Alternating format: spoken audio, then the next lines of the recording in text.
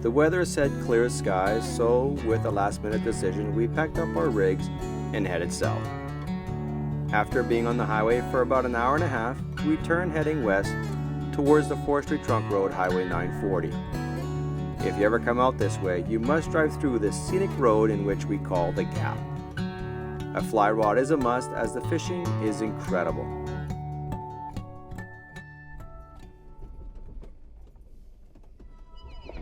Tad muddy, eh?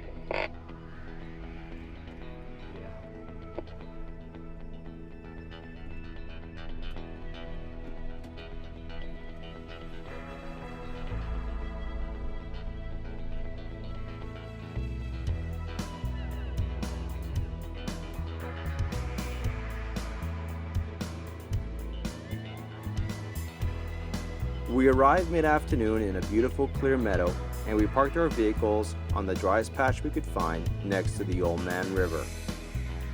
The reason for this one-night stay was to test our rooftop tents before our 10-day Big 5 National Parks expedition in Utah, and to be together as a team for the first time.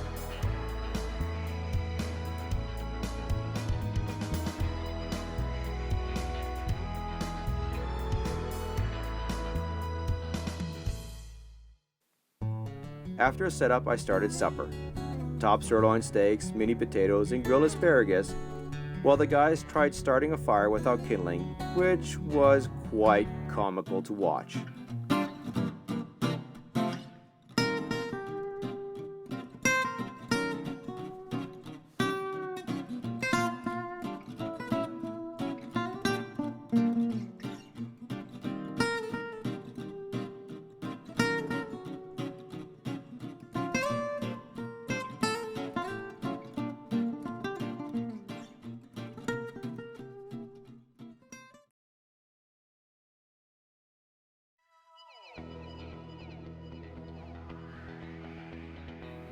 But with perseverance, we had a blazing fire. The evening was spent telling stories, and new friendships were being forged.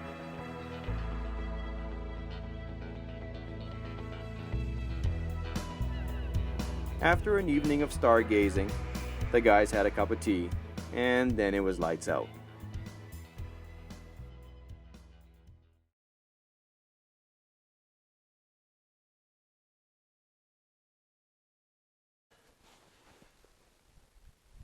So, last night we had beautiful clear skies. I mean, we could see the Milky Way. There wasn't a cloud in sight. Wake up this morning, we have this. So much for seeing the sunrise this morning. It's the thing about coming out in the Rocky Mountains. You'll never know what you're going to get.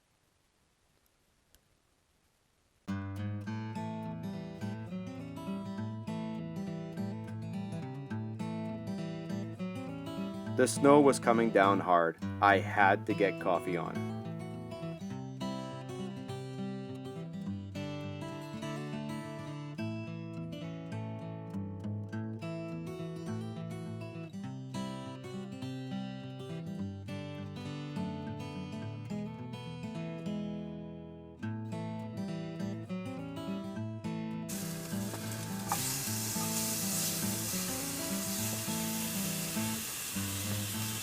Bruce was in the kitchen this time preparing a hearty breakfast, while I stood in the heavy snow cooking the mag bacon on the grill.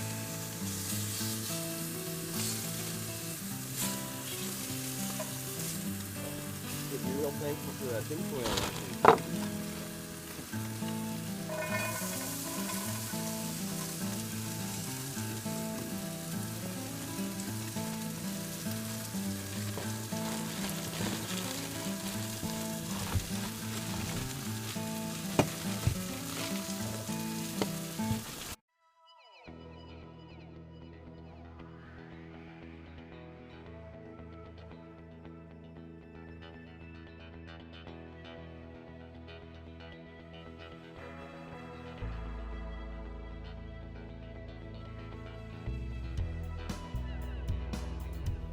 We took immediate advantage when the weather broke and started packing the tents.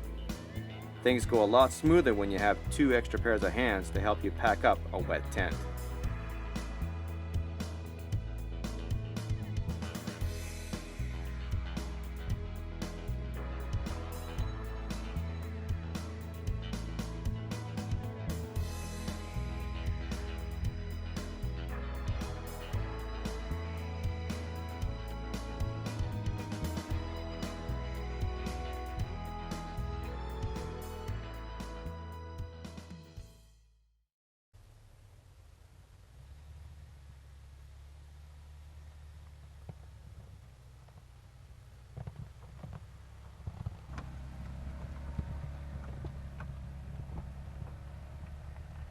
After a few minutes of hitch problems with the Tacoma, we were on our way out through the inches of snow that had fallen in the wee hours of the morning.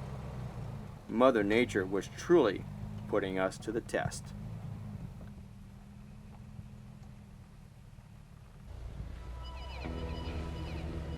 It doesn't matter if it's spring, summer, fall, or winter. Overlanding gives you the opportunity to get out and enjoy the outdoors any time of year, no matter what you drive. Getting there is half the fun, as long as you have the proper equipment to handle whatever road conditions or Mother Nature throws at you. My motto has always been, hope for the best, prepare for the worst. Everyone is an overlander, some just don't know it yet. Have you ever gone camping where you had to drive long distances to get there? Have you driven a long road and found yourself camping on a primitive or random spot? Do you depend on your vehicle to get to a remote location via gravel or rough road? If yes, then you are an overlander. Overlanding is described as a self-reliant overland travel to remote destinations where the journey is the principal goal. Overlanding in its most modern form, with the use of mechanized transport, began in the middle of the last century with the advent of commercially available four-wheel drive vehicles, and now has expanded to adventure motorcycles. To some, overlanding requires travel for long periods of time, but to others, micro or mini expeditions is enough to satisfy the need to get out and explore new lands, cultures, or seek out some new adventures. What you do once you've reached your destination is purely up to you. Some may choose to take up photography. Some may want to find that ultimate hidden fly fishing spot. Or some may want to just sit back and watch the sunset till millions of stars begin to illuminate the night sky. So, life is good. Get out and explore. You turning off here? This is where I say goodbye. Alrighty. Well, take care, and we'll chat soon.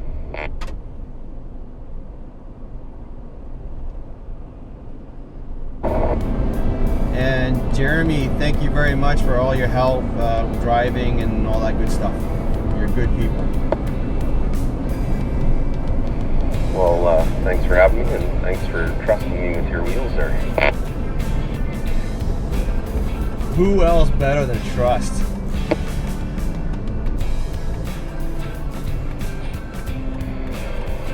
I was gonna try something witty, but it just didn't come.